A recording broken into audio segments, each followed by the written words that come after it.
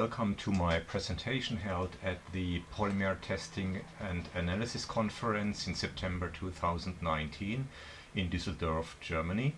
My name is Dr. Daniel Friedrich and I would like to report from research conducted by Compolytics, Composite, Polymer and Policy Analytics research label.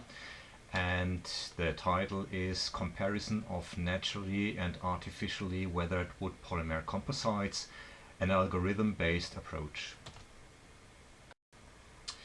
Within this presentation I want to present the results from a study to find out how much longer the degradation of wood polymer composite material approaches under natural conditions when results were received before from artificial weathering testing. So I would like to start by providing you some insights what are wood plastic composites. Then I would draw this basic comparison between natural and artificial weathering.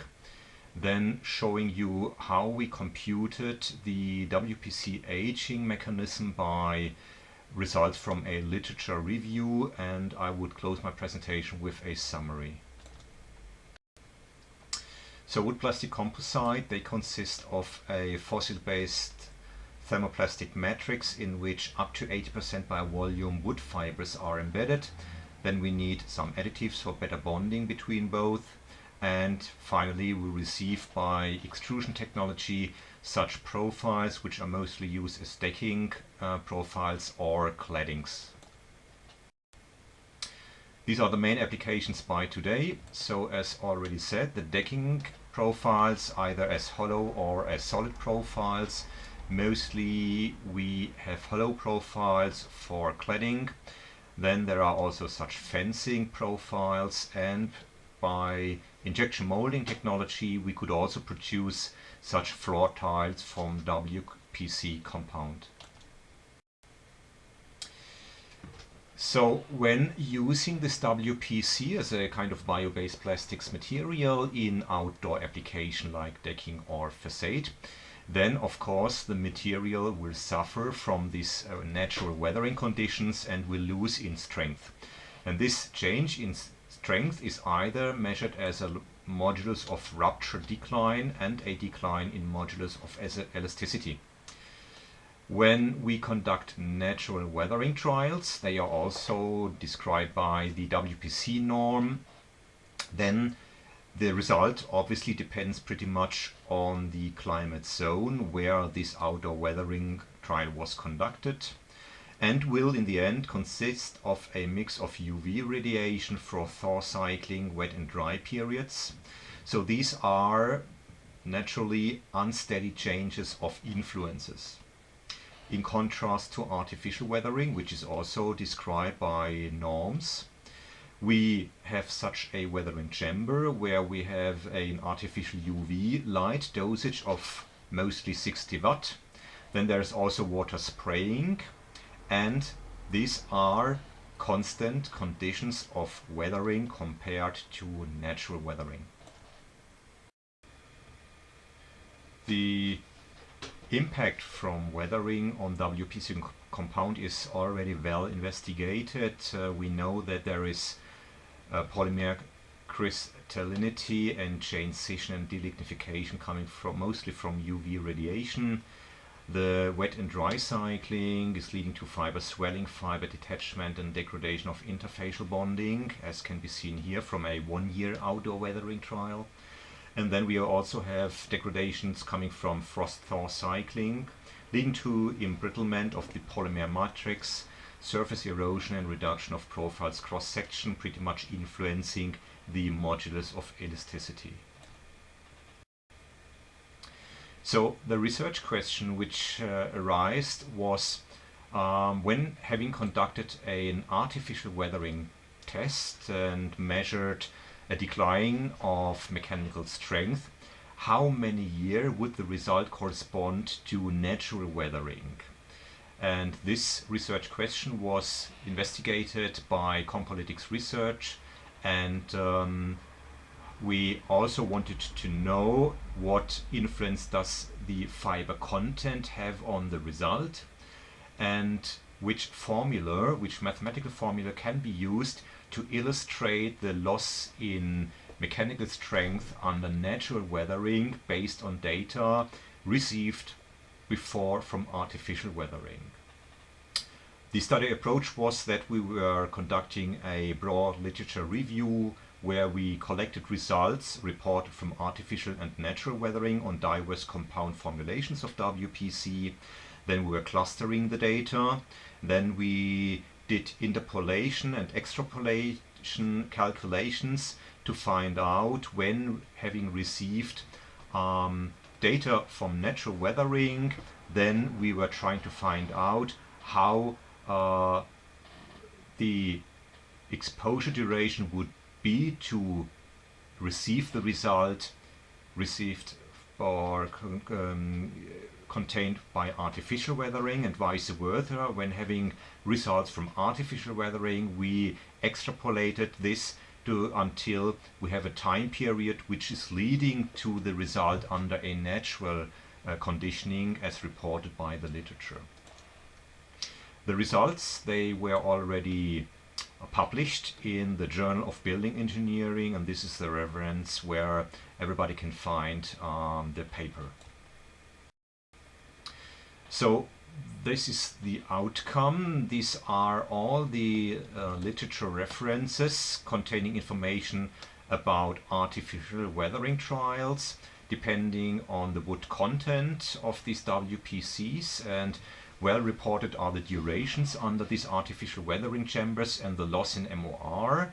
And we also had found enough references reporting on degradations coming from natural weathering, the locations, the durations of exposure, and also the compound formulations with the respective wood contents. These are the locations where the natural weatherings were reported, and as can be seen, they mostly come from regions around the equator, in the Asian region, and also in the South American region. So what we did is that we created a tableau. In the one axis we had the fiber content from the test reports. On the x-axis we had the exposure durations, either under the artificial weathering, and the green columns indicate the results from the natural weathering, and also the amount of declines are reported here in this vertical axis.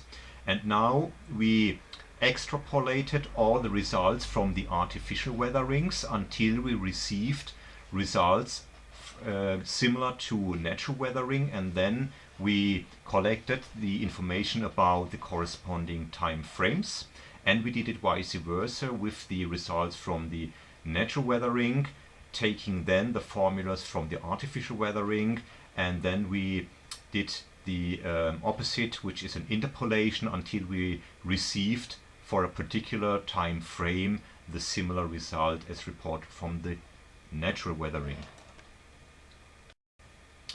This is the procedure, more or less illustrated more in mathematical terms. Within this tableau we had an exact position of the column, for example the position 12 and 8, which is 12 in this direction and 8 in this direction.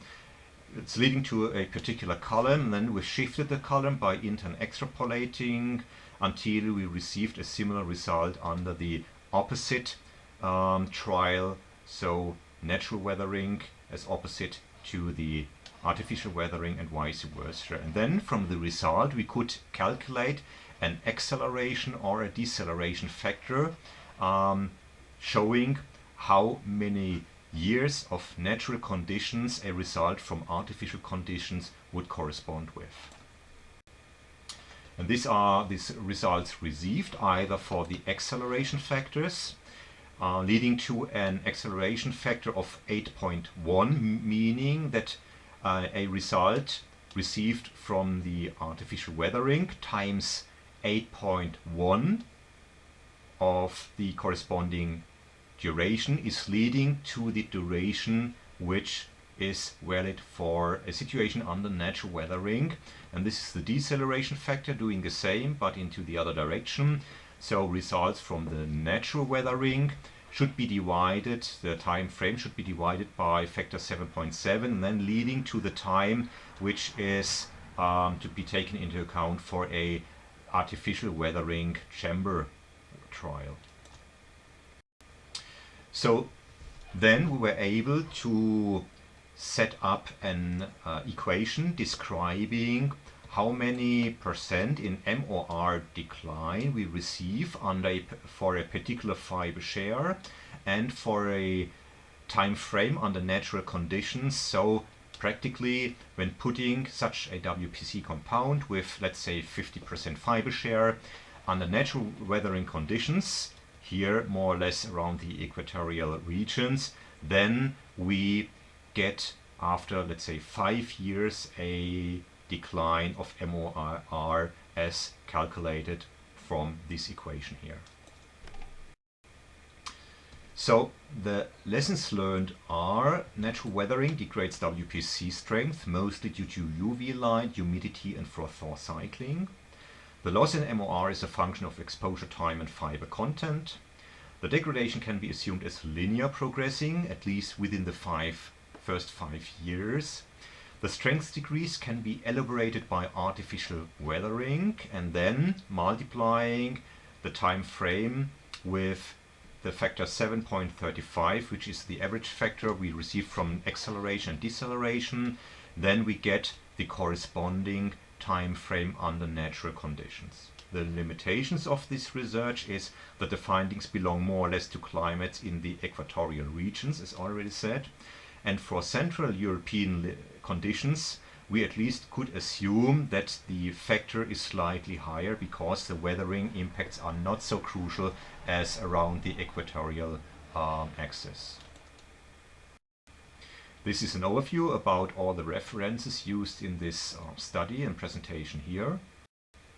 And with this slide I come to the end, and I thank you very much for your attention. And this is a link to Compolytics website where you find further studies about material behavior of WPC.